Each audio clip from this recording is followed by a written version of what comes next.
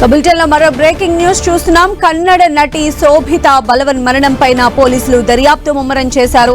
శోభిత మృతికి కారణాలు తెలియదని కుటుంబ సభ్యులు తెలిపారు.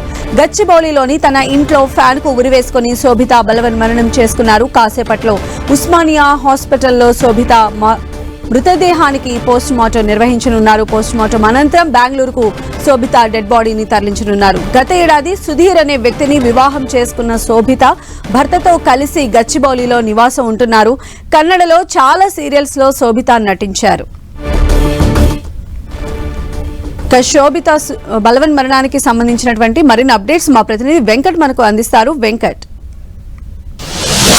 ఉదయం తీసుకున్నటువంటి కన్నడ నటి శోభిత యొక్క మృతిపైన మాత్రం ఇప్పటివరకు కూడా ఎటువంటి క్లారిటీ లేదు. ఆమె ఎందుకు ఆత్మహత్య చేసుకున్నారనేది ఇటు కుటుంబ సభ్యులు కూడా చెప్పలేని పరిస్థితి ఉంది.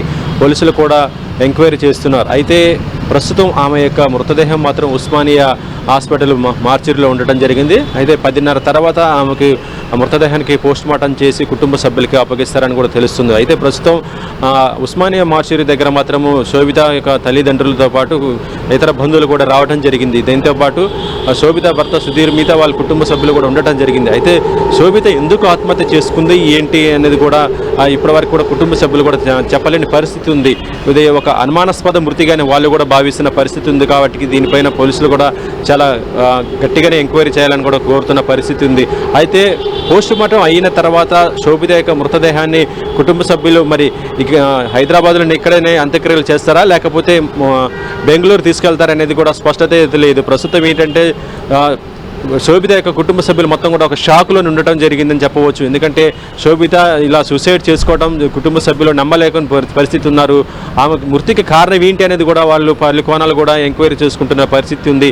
భర్తతో ఏమైనా విభేదాలు ఉన్నాయా లేక ఇతర ఏదైనా సమస్యలు ఉన్నాయా అనేది కూడా తెలుసుకునే ప్రయత్నం కూడా చేస్తున్నారు. దీనిపైన ఇప్పటికే గచ్చిబౌలి పోలీసులు కూడా కేసు నమోదు చేసుకున్నారు. కాబట్టి వాళ్ళు కూడా ఎంక్వైరీ చేస్తున్నారు. కానీ ఇంకా ఎందుకు ఏంటి అనేది కూడా వాళ్ళు కూడా చెప్పలేని పరిస్థితి ఉంది. మొత్తానికైతే పోస్టుమార్టం అయ్యి శోభిత యొక్క మృతదేహాన్ని బెంగళూరు తరలించిన తర్వాత దీనిపైన ఒక క్లారిటీ కూడా వచ్చే అవకాశం ఉంది.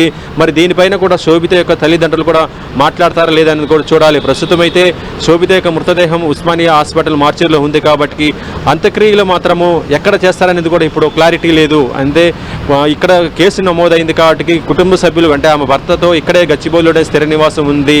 మరి ఇక్కడే అత్తగారింటికాడ చేసుకుంటారా లేకపోతే వాళ్ళ ఊరు బెంగళూరు తీసుకెళ్ళి అక్కడ చేస్తారనేది కూడా చూడాలి. రైట్ వెంకట్.